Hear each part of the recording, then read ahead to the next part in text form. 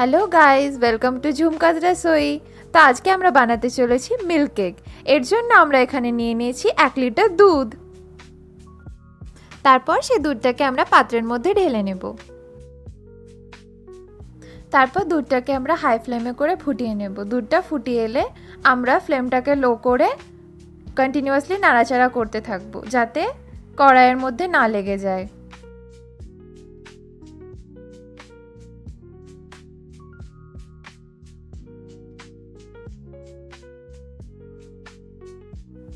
তারপর আস্তে আস্তে এখানে দুধের ঘনত্বটা বেড়ে আসবে, আর তারপর আমরা এখানে চিনি অ্যাড করতে পারবো।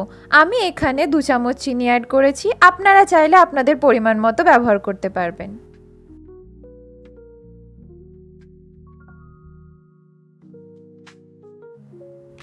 তারপর আরও একটু নাড়াচাড়া করলে আমরা দেখতে পাবো দুধটা একটু দানা দানা হয়ে এসেছে, আর সেই সময় আমরা এখানে ঘি অ্যাড করতে পারবো।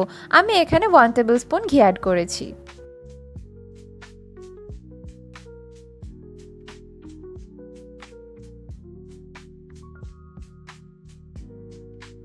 তারপর একটু নাড়াচাড়া করলে আমরা দেখতে পাবো মিশ্রণটা কিন্তু কড়াইয়ের মধ্যে থেকে একেবারেই ছেড়ে এসেছে। আর তারপর আরেকটু নেড়ে যখন এটা গোল্ডেন ব্রাউন হয়ে আসবে তখন আমরা এটাকে নামিয়ে নেব।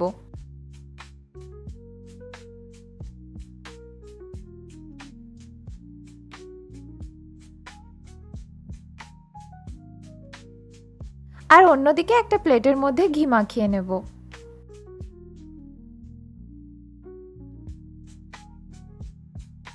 আর সেই প্লেটের মধ্যে আমরা এই মিশ্রণটাকে ঢেলে নেব।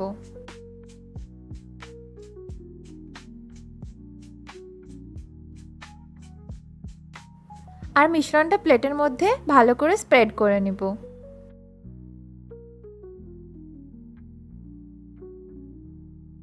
স্প্রেড হয়ে গেলে আমরা এটাকে নর্মাল রুম টেম্পারেচারে 1 আওয়ারের জন্য সেট হতে রেখে দেব।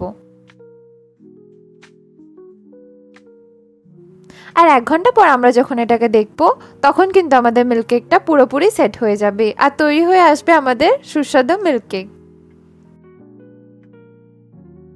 তো কেমন লাগলো আমাদের এই রেসিপিটা বন্ধুরা? অবশ্যই কমেন্ট সেকশনে জানিয়ে দেবেন।